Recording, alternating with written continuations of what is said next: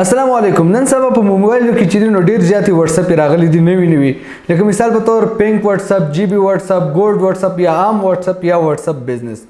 نو په دې کې موږ له کم یو استعمالول پکار دي، کم یو زموږ لپاره صحیح دی او د دې سره سره کم چې نه دي استعمالول پکار دي نقصانات څه دي. نو نړۍ ویډیو کتل تاسو ډیر زیات ضروری دي. که تاسو دا معلومات حاصل نه کړئ نو تاسو پر روان وخت کې ډیر زیات نقصان ته رسیدلی شي.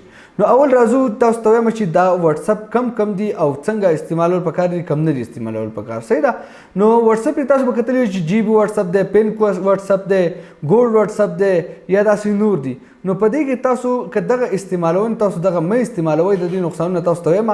تاسو صرف او صرف واتس اپ او واتس اپ بزنس د افیشل کمپنۍ کوم واتس اپ چې تاسو هغه یوز کوئ. اوس تاسو چې کوم تاسو مه یوز کوئ نو د هغې نقصانات څه دي؟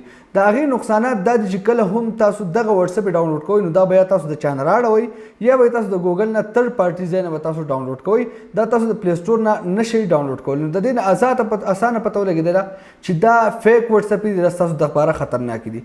دویمه خبره دا ده کله هم چې تاسو یو ایپ ډاونلوډ کوئ نو هغه ایپ کې څپه هغې ته لیکلي وي لاندې چې دا ستاسو مایک اواز هم ریکارډ کولی شي، ستاسو د موبایل سکرین موبایل کې چې پراته هغه هم ریکارډ کولی شي او ستاسو که چېرته عام ستاسو اینی ټایم ستاسو د کیمرې نه هغه تر دې پورې چې تصویر هم اخیستی شي.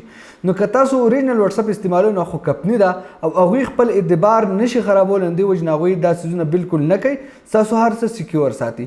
خو که تاسو ساتئ نورې واتس اپ یا جی بي یا پینک یا دا نور نو هغې نقصان دا دی چې بیا تاسو هغه ډاټا ستاسو موبایل کې که داسې تصویران ویډیوګان پراته چې ستاسو دپاره خاص وي نو هغه هم هغو اخیستی شي، فیسبوک له ورکولی شي. تاسو به کتلي هم وي چې روز تر روزه نوي ویډیوګانې لیک کېږي. د هغې دغه نقصان دا دی چې دا یو عام سړي یو فیک واتس اپ جوړ کړی او تاسو یې په خپل موبایل کې انسټال کړئ چې دې کې خو فیوچر ډېر دي او دا دی نو بیا سبا له هغو لګي ستاسو هغه ډاټا والي یا تاسو بلیک میل کوي یا دغه ډاټا ډایرکټ فیسبوک ته ورکړي او د هغې نه پیسې ګټي، ځکه چې هغه خو تازه دغه ویډیو وي چا بل چا اپلوډ کړی دی نو په هغې باندې پیسې هم ګټلی شي.